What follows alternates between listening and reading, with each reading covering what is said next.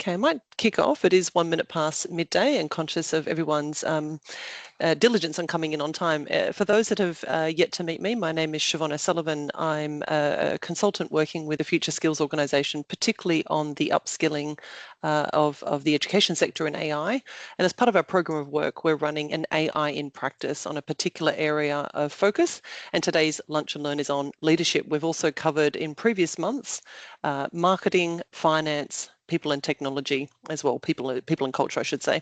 And today we're talking in partnership with the Australian Institute of Management on leadership. So just to go into what we'll be doing today, I'd like to kick off initially with an acknowledgement of country. I'm calling in from Sydney, noting as a virtual webinar, we're calling in from all parts of Australia. And I'd like to acknowledge the Gadigal people of the Eora Nation and pay my respects to elders past, present and emerging. Today's schedule is fairly tight, lunch and learn. We do have till 12:45 and we have a keynote speaker from AIM, Stuart Sinclair. Stuart will do an initial overview of the impact of AI on the skills and the workforce when it comes to leadership. And then he's also going to be quite succinct and punchy when it comes to the top 10 uses of AI in leadership or top use cases. This is a Q&A available webinar, so we would ask you if you have questions to load them into the chat feature, and we will try and get through as many of those as we can at the end. And I've got a couple of colleagues on the call as well, so Tiff and Tanya from the FSO, who will be helping to moderate that as well. So I think what we'll do is I'll stop sharing and I will do an introduction to Stuart and he can start loading up his screen. So Stuart, for those that are not familiar, has over 25 years of experience in learning and development and specialises in designing and delivering leadership programs that drive measurable impact for individuals, teams, and of course the broader organisation. As a learning architect with AIM, Stuart applies a strategic evidence-based approach to capability development, integrating coaching, facilitation and contemporary instructional design to build leadership capability at scale.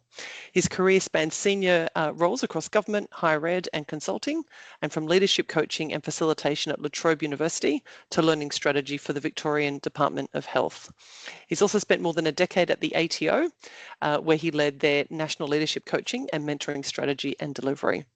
And Stuart also has delivered long-term leadership and management coaching initiatives for major organisations that we're probably very familiar with, including Flight Centre, Woolworths and New South Wales Health, where he's supported leaders at all levels to build capability, strengthen judgment and navigate complex, fast-paced environments. I'm really pleased that we have Stuart here with us today. So over to you, Stuart. Oh, lovely. Thank you very much. When I hear all of that, it sounds quite a lot. Wow. Don't often have things read back to you like that.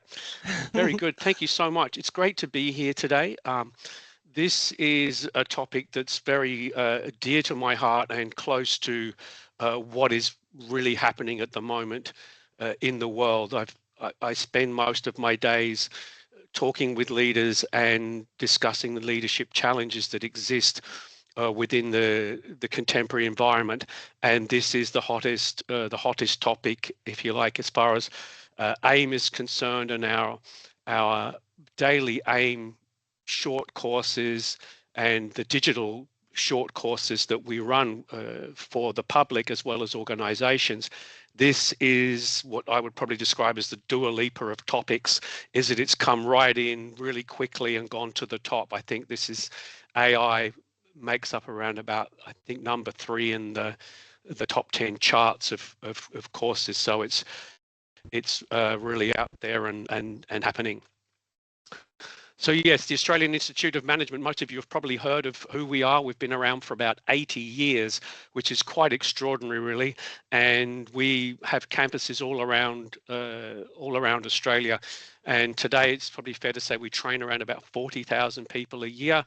And the other interesting factor is that our virtual campus, which has sort of really taken off over the recent years for reasons that we're all very familiar with, delivers as much. Thanks, Lovely, Stuart. thank you. I wasn't sure if that was me feeding back or not, but thank you very much. All good. Our virtual, what I was about to say is our virtual campus delivers as many courses every year as our Sydney campus, which is has a huge student volume, and we partner throughout the year with over 4,000 businesses, which is an incredible testament to the role that AIM has played in the Australian business management world. And originally, when we started, which we were not too far away from now, is we were our main goal was around servicing industries and industrial workers. So we've shifted our focus somewhat to being yes, industrial, but also going into enterprises in a very different way. So one of the things that we do in AIM is we work with so many people in the world of learning and development and leadership, is that it's not just about, well, it's not just about the theory, but we're actually spending time with people. And this is something I do on a daily basis, to understand what their challenges are, what is really happening for you, and what are you grappling with, struggling with, attempting to integrate. And so taking our decades of workforce nous of working with people and staying contemporary up in real time with our products and services to find out what is it that people really need, and staying up with the pulse of things. So one of the things that we do each year is we spend time actually surveying and asking industry questions. And one of the things, when I think it was about 2 weeks ago, we hosted a webinar around responsible AI leadership, and we held a poll and did a pulse check there. And around about 37% of people said that teams in their organizations were experimenting with AI without clear guardrails. So people were just having a go and just seeing how it worked, but there was nothing in place to really provide those guardrails of, how far should you go, what should you and shouldn't you do. And then a further 18% that AI use was growing, but leadership was still evolving around it. So how the question inherent in that is, how do we actually stay in step when the technology is moving so rapidly, the pressure to adopt it and integrate is increasing, yet we still need to deliver operationally on other things. So how do we both operationally and strategically stay in step with things? And the other interesting factor is that only 9% of leaders said that they had clearly communicated what their expectations are for AI usage. And in some ways, it was sort of higher than what I thought it would be. But I think what remains is there's a level of bias, there's elements of reliability, privacy, and compliance, which creates a real leadership challenge for us. And it's one of those things which we'll get into deeper when I get into talking about the, excuse me, the top 10 uses from a generative and agentic AI perspective, is that too much AI and you risk poor decisions and aspects that follow that. And obviously, if you avoid it, you fall behind. So how can we find that, what I would call the Goldilocks focus and perspective approach to what we're doing? And it's probably fair to say that it's not just an opportunity that we have, but there's a real set of challenges that we're facing with this, which are going to continue and evolve as the technology does. So really bringing the two things together in the context for this conversation is, it's not just the technology shift that's happening, it's actually a leadership shift that's required, that organizations face in not just simply adopting it, but how do we adopt and adapt our leadership capability and make sense of this when we've got rapid technological disruption. AI is transforming our work and our decision making and shifting workforce expectations of how we do things and don't do things. And of course, going along in parallel with that is the pressure for productivity and adaptability, because typically, as the program that I referenced before, we're talking about AI for productivity.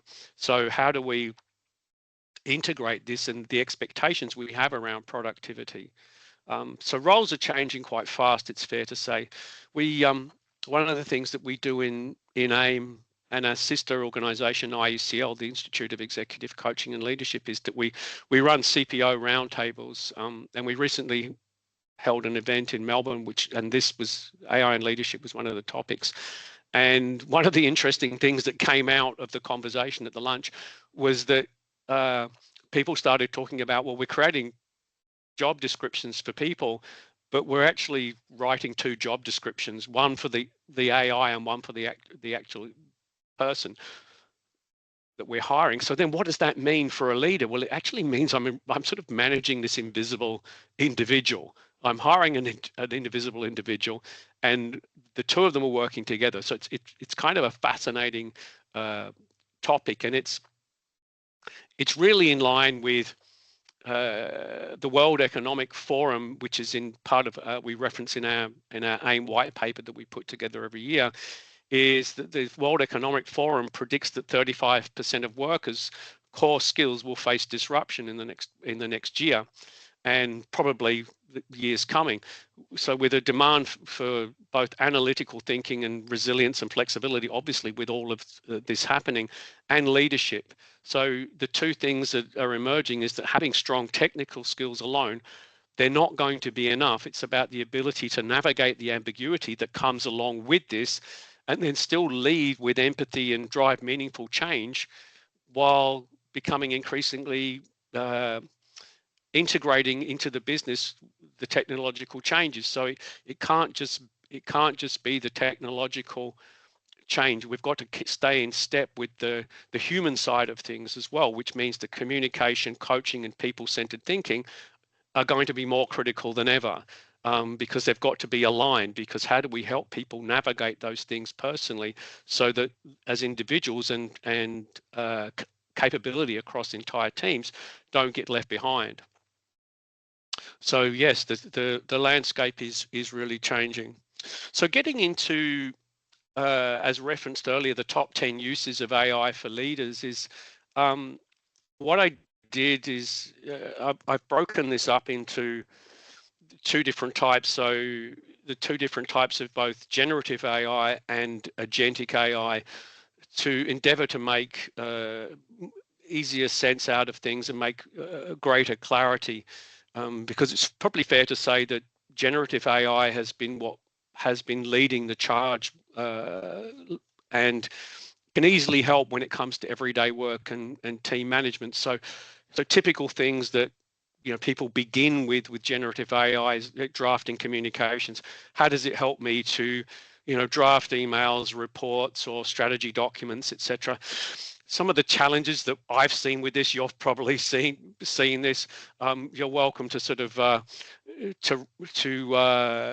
an emoji up if you've actually received some drafted communication or email that's maybe had a bit of hallucination in it, or hasn't had the human factor gone over it, and you've gone, oh, I can see that was written by a bot, perhaps. And so that's one of the things where people can just, as good as it is, if we don't put our human lens over this, we can tell when something's not quite human. And so one of the things that I realized early on in my use of this, I started working with generative AI about 3 years ago, and realized the potency of it is that you actually have to apply your human nous and ability to things. You can't just do it and copy and paste it. Oh dear. Anyway, but we will have a go apparently. The other thing around knowledge synthesis is, which is great for this, it can, saving time for summarizing documents and research, it can truncate that process. But again, I need to apply myself into this, because it's very easy for AI to either hallucinate or to completely miss aspects of a document, and therefore we can get incomplete or inaccurate summaries of things. So we really need to apply our human expertise and nous to this. And leaders need to be able to step into that space and manage that aspect and process. Now, the coaching and feedback support element, this is something that I personally have a sort of a mixed experience of, and a mixed point of view around this, is because the coaching and feedback, I really think, should be done on a very personal level based on the observations of myself as a leader, managing my team and those observations. Where I think it can be good is if I'm not that great at it. I haven't been exposed to much coaching, and often giving feedback we know is a sticky thing. We're not always fans of it in doing it. So it can actually give us some ideas and thoughts about, well, what's the way I can phrase things? What's some of the things I could say? I can use the context of that. The challenge within that is potentially sort of generic or inappropriate things. Again, if I don't contextualize it for people, or if, again, I don't apply that human element to things. So it can be a little, dare I say, robotic and inauthentic. So again, I've got to provide that context and the authentic human lens over the top of that. Now, continuing with our generative AI assistance, of course, when it comes to the generative process, being able to capitalize on being able to identify trends, risks, performance issues, business-wise. So one of the things I wanted to just sort of be clear and specific about in this, about performance insights and analytics. For myself, the jury's still out on doing that contextually for teams, and gathering data about teams, and then because generative AI is really about gathering information that exists. And so if I'm doing it based on a team scenario, then the perception or the possibility of bias being added into that, which then, of course, as we know, the data coming out is only as good as it gets what's put in. So thinking about it from a performance insights and analytics perspective of looking at trends and risks and performance issues across functions, where I'm adopting and using data that's objective, with an absence of bias in it, that I can then apply and use it to interpret. But as a leader, I still need to interpret that data myself. And one of my catchphrases is don't outsource thinking, because as soon as I outsource my thinking, then I think we've got a problem, Houston, because I still need to think and apply and use my knowledge and experience as a leader.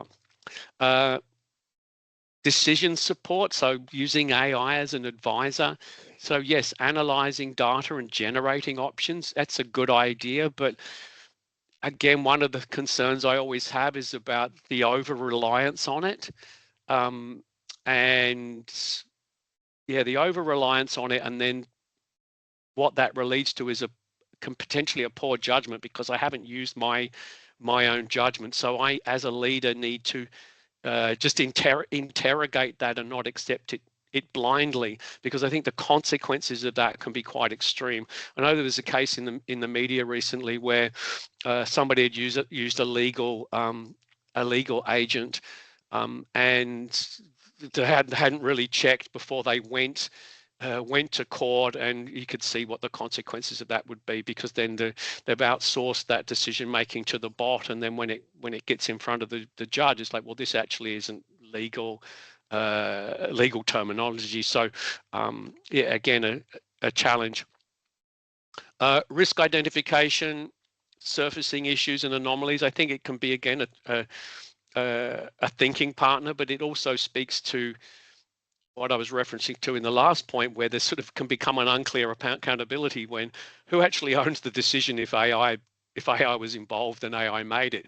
So we can't really point the finger at AI and say, well, AI did that as another team member, and blame that, because I'm the person who actually needs to be accountable for scrutiny of that and interrogating what AI is giving me. I think one of the things it can do, which I've seen being done well in AIM and IECL, is that modeling for outcomes, and when it comes to scenario planning and strategy, because it can provide options and things that you might, again, so it can be a thinking partner. But there still needs to be management of the potential of false confidence in the outputs that come. Leaders ultimately must still own the decision, whatever happens. I can't just go, well, you know, this is what it said. So I actually have to stay abreast with what I'm doing. So moving into the agentic AI aspect, which is really the most complex use of AI for leaders. So unlike generative AI, agentic systems act autonomously, as you're probably all aware, and can carry out a series of actions. However, the important thing to note is that AI can support with streamlining workflows and removing bottlenecks within agentic systems, but that can only happen if organizations have already evaluated and designed or redesigned their existing workflows before introducing the agents.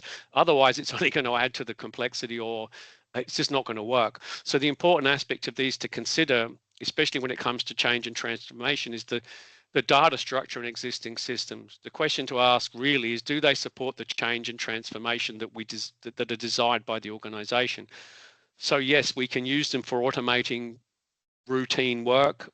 It's great, things that require repetition, so it saves time and increases efficiency, which we all love, which will then ultimately, you know, look to increase performance figures.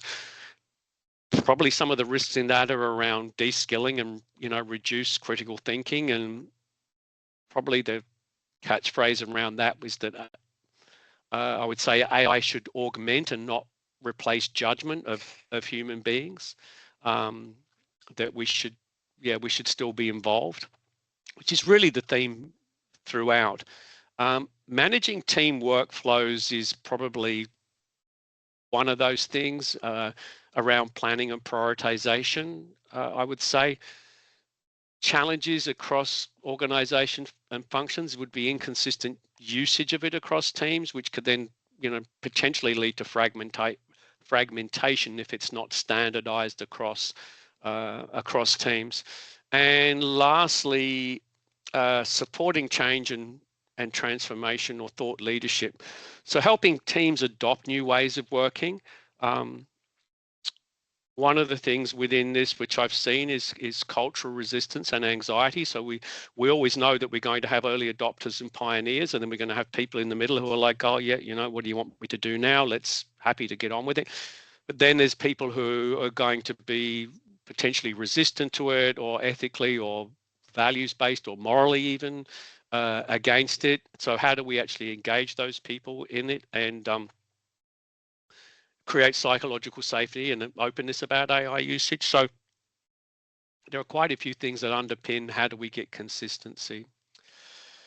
So yes, AI can generate, analyze, accelerate, so expedite things, which is really cool because every organization I've ever worked in just loves the performance needle to be moved at all times possible.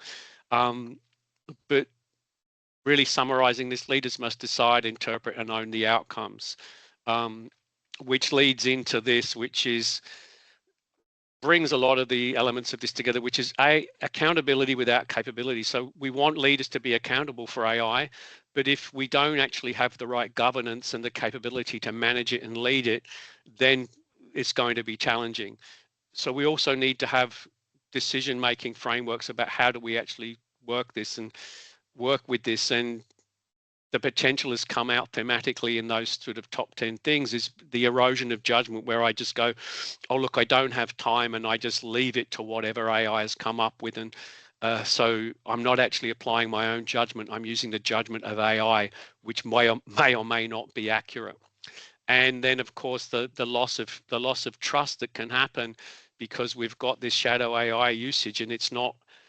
And so people can no longer go, okay, well, I know this came from this person who's really good at what they do because they've actually outsourced some of their capability, judgment, and thinking to AI, which can then lead to the challenges inherent within that.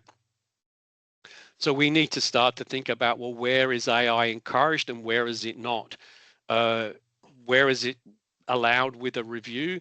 And where is it not appropriate to use it? We need to be able to think about those things and have some really good conversations about that are ongoing. It can't be just something that we have once, because in the time I've been using it, just seeing it evolve and change.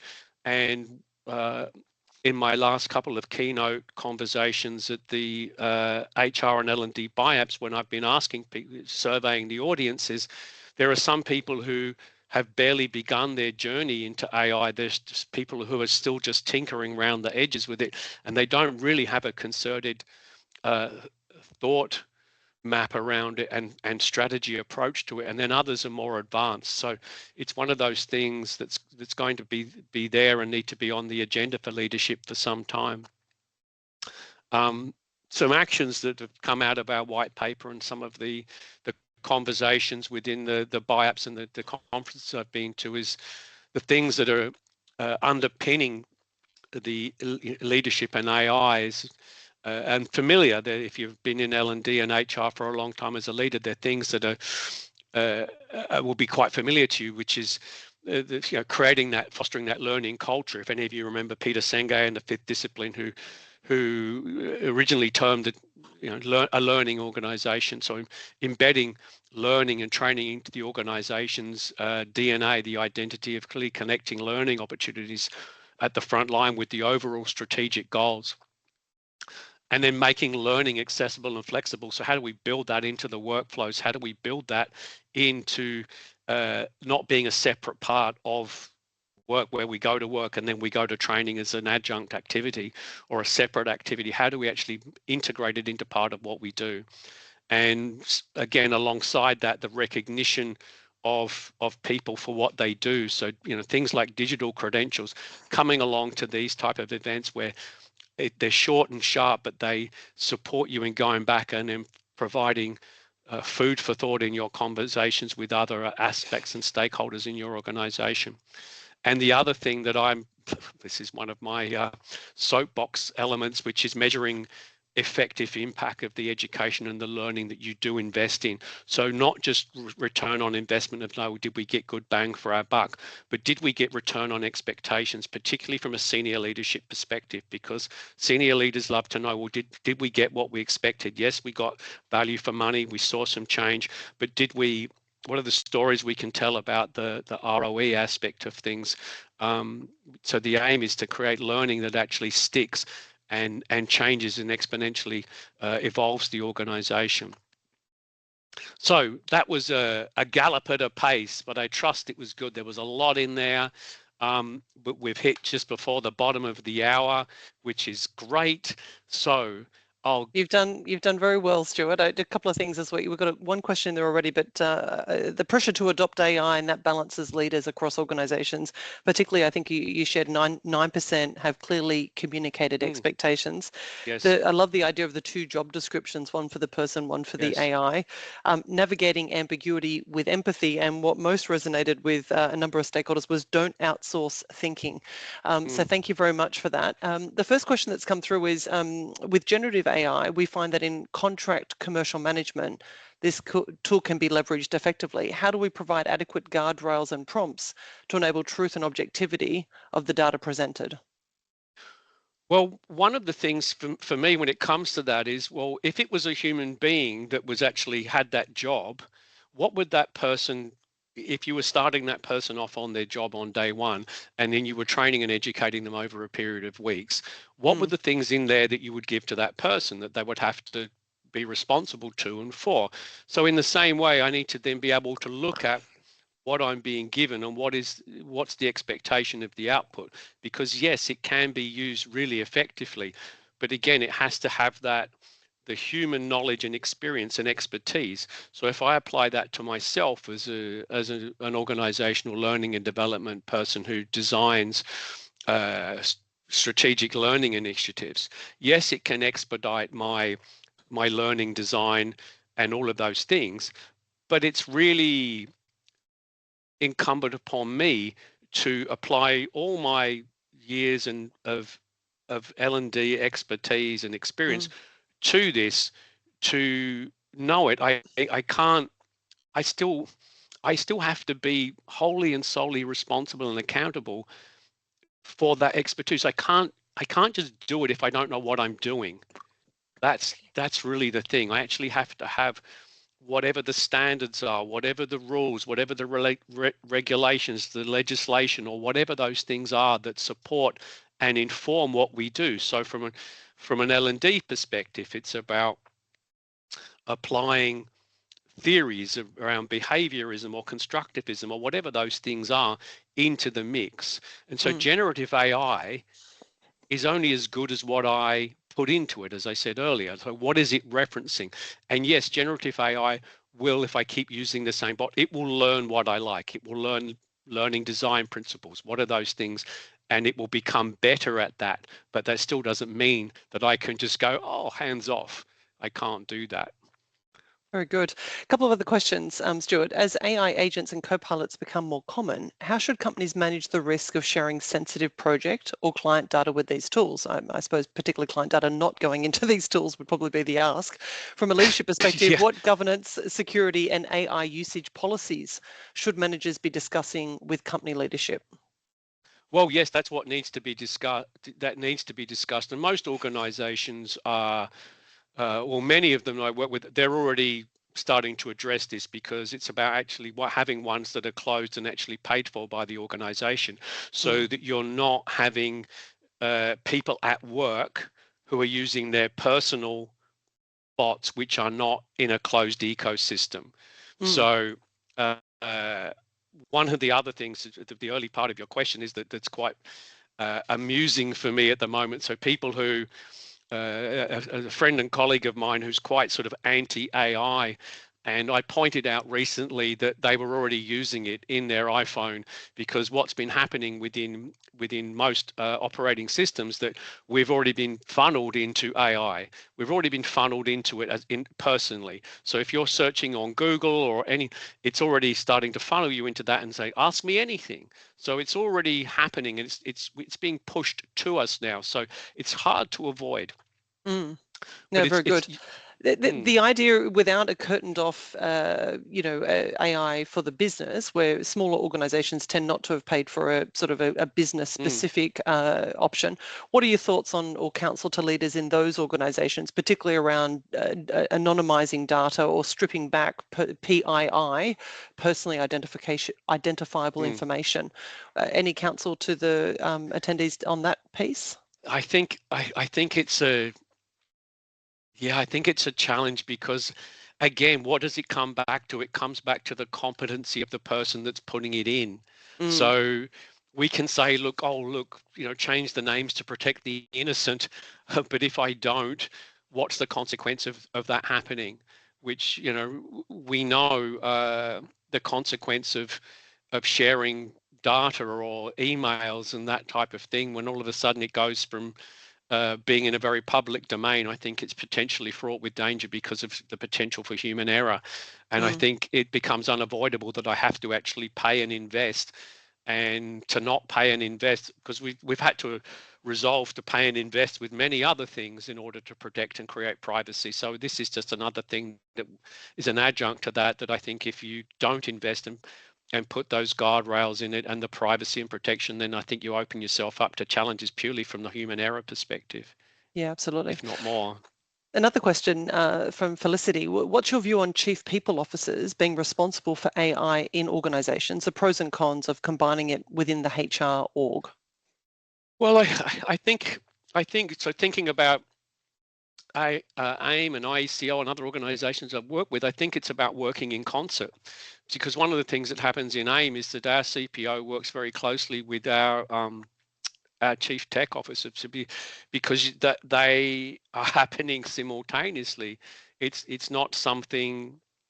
So Shelley, who's our CPO, attends these roundtables and is part of this conversation, because it going back to my mentioned before about the invisible employee. It's about part of that, and how do we actually support and manage that? And again, you go back 5 years ago, who anticipated that this would be even a conversation we'd be having about CPOs being involved? Because typically this would, like when the internet came and all of the things that have continued on over time, that's sat fairly and squarely in the IT domain. So the chief tech officers managed that, and it was really more about, well, how do we use L&D to get people across the technology aspects of things. But now has to be, the governance and the people aspects of change that are happening, and how do we integrate that? So I don't think they can be done in isolation at all. So I think L&D with under the auspices of HR and the technical aspects, I think they all have to work in concert together. It's interesting because I've seen many small organizations where the CFO has been given the data hat and the AI hat. And I have to say, as a previous HR manager myself years ago, I think I'm more comfortable with it being dealt with the managed by the HR function, just because of that empathy bit you talked about. Yeah, well, they're great, but CFOs are typically they're dealing with the financial side of things. So having it sit there doesn't really make a whole lot of sense, because coming back to what I mentioned before, this is the integration and change and ongoing emergence and development of things is a people change management issue, because it's like, okay, so when you upgrade systems and the introduction of new systems, it's like, well, how much of a change management initiative is this? Is it just about an email where you actually just have to upgrade your system, or is a whole change and integration of you've now got Copilot there? How are you going to deal with it? Yeah, got quite a few questions coming in, Stuart, so we're going to try and be a bit punchier through the answers. Sure. Andrew's asking for some specificity around anticipating AI being used for coaching and feedback processes. I know you talked about the human being the primary kind of in the loop there, but what are your thoughts around anticipating AI being used there? Oh, I'm way beyond anticipation. The Institute of Executive Coaching and Leadership, who I work with, I've spent the last 2 weeks testing AI bots called Ovida, which we've created a partnership for. And these, which we've been using in the IECL for 2 years now as part of our external facing coach mentoring process. And I can tell you, it's extraordinary. It's really amazing in the way that it can give clear and specific feedback to people practicing coaching and coaching scenarios. And we're actually developing it now. What I've been testing is to integrate it into our leadership development programs. So where it fits the niche is that if you go to, let's say you go to a coaching program, you have 2 days of a great experience, then you go back. Your manager typically has to be responsible for the transfer and application of your learning back in the workplace. Where Ovida comes in is you can actually, as a manager now, say, look, hey, Stuart, I want you to go and practice on Ovida for 15 minutes at a time for 4 times this week. And Ovida will give you clear and specific feedback. It will tell you how often you interrupted the person. It will tell you how many open questions it gave. And as a manager, I can then take that data and plot how your progression of that is happening. It's extraordinary and it's wild. Yeah, that's it's already here. Okay, well, thank you. Noting this 5 minutes to go, I would like anyone, if you have a moment, just to scan the QR code and give us your feedback on today's session. And whilst we're doing that, we'll continue to go through some additional questions. Kevin has asked, what do you believe are the key barriers, Stuart, preventing knowledge workers from embracing AI, and what challenges influence corporate investment and decision making in this space? So the first one is what are the barriers? Is that right? Yeah. What do you believe are the key barriers preventing knowledge workers from embracing AI? Well, the ones that I see and hear the most. So starting with what I was just referring to not long before was personal, moral, ethical, and values-driven things around what it does and what it means. So people talking to me about, well, what's it going to do to the planet, which is a kind of a far thing because the amount of energy that it consumes, which is, something most people don't think about. There's also the people who are concerned about it, it's taking the human element out of it. It's taking jobs away from people. That type of thing is resistant. And then there's also the personal aspect of things of like, I've got to learn this and I'm not really comfortable in a digital space in learning about it. And then there's, so there's a lot of these are around fear. They're fear-based decisions for people. And then the organization's lack of clarity about what the expectations are of me as an employee, of how I could be able to use it. And what was the second part of the question, sorry? What challenges influence corporate investment and decision making? Well, probably there can be a reluctance to it, or it depends, I think, on the size of the organization. I think larger organizations really know they have to be on the front foot, and it just has to happen. I think it probably more affects smaller organizations who potentially challenge with the investment in it and being able to spend both the time and the money to put around it. So small organizations, NGOs and things like that, that probably would be really beneficial for at some point, but really need the time and effort and more resources to work with it. Okay. Anna has mentioned, I started looking into creating an agent for something simple to start with and realized it would take me less time to just do the process than create an automation, especially when one step was agent to sense check with a human. I don't feel or want to manage an agent. What are your thoughts, Stuart, in leaders becoming agent managers? Well, yes, you do, because it does. So there's a pros and cons to this, right? It's like developing a person. That's really what you're doing. It's like you're getting a new employee who knows nothing. And I'm in the process of that with what I've been testing with Ovida for the last couple of weeks, and we're still not over it yet, is you actually have to put a lot of time and effort into it. And you've got to make sure that you've checked all the boxes. Otherwise, you're going to have an agent that's half cooked, and you've got to do a lot of thought and preparation. And so, yes, it is a lot of work. Is it beneficial, the payoff in the end? Yes, it will be. But in the beginning, it seems like a lot of work. But it will have a payoff in time, because you're really taking something from knowing nothing to creating an apprentice.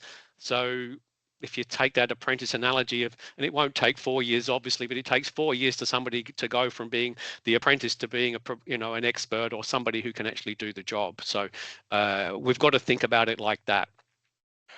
Thank you. Sophia has asked a broad question, so potentially giving Sophia direction. What are there any key legislative documents we need to be aware of in Australia around the use of AI, especially in the realm of business? I think That's that's actually based on something that, sector. yeah, I think so. That's something I couldn't say with any definitive certainty, Yeah, particularly different, as you said, like government, I know, and it depends on the organization that you work in, yeah, as far as what you'll reference. So I'd yeah. look at So, the industry based. yeah, Sophia, based on state or federal, and also what sector Yes, would probably be the first initial areas to look at. for sure. And Andrew has asked, will we legislate obligations in Australia about responsibilities for digital employees and mandatory consultation, training, and workforce transition for the introduction of new AI technologies? This is already happening in the EU. Well, I think it has to happen. I don't think it's avoidable. So it's happening in the EU. It will certainly have to happen here, because we need to, again, from a macro perspective, we need to be able to manage this. And again, I think us not having that yet is just purely an example of us playing catch up. Yeah. Rajesh has asked, are organisations required by law to be transparent on which aspects of their business are using agentic AI? Oh, that's something I couldn't say, actually. I Yeah, don't know, but it's certainly something that you could have to look into and see, because we'd have to think that it's happening already in so many organizations. yeah. I'll just go to one last question. Mark Cohen, good to have you online, Mark. What's your view, Stuart, on desktop surveillance systems, e.g. Scribe, which captures keystrokes and mouse clicks in order to train agents to build workflows and training documents? Seems pretty great for efficiency, but could erode employee trust. What are your thoughts? Well, yes, I've worked in organizations that already have that. The ATO has keystroke tracking, which they've had for a very long time, and it does. So what it does is it creates the sense of unavoidably being watched by Big Brother. So it depends on your level of personal perspective on things, because yes, it helps to train. So the upside of that is, but again, as I mentioned in the presentation before, does it erode a sense of trust? And is, because we know that data can then be used for other things, for, are you present in what you're doing in your job? And it's, yeah, I think it's fraught with challenges. And again, back to the individual human and the way they see things, which is, we mustn't forget that it's human driven, Yeah, AI yeah, augmented, but human driven. So we've got to keep thinking about the human. We can't let the technology gallop ahead and leave the human bit behind.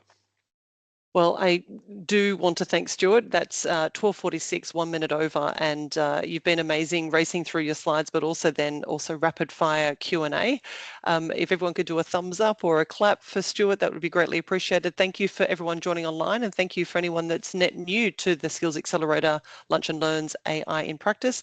We do run them every month, and we have a different sector we focus on. Do look at our landing page for any past recordings that you or your colleagues might find relevant, and we look forward to seeing you at a future event. And thanks so much, Stuart. Thank you all so much. Much appreciated.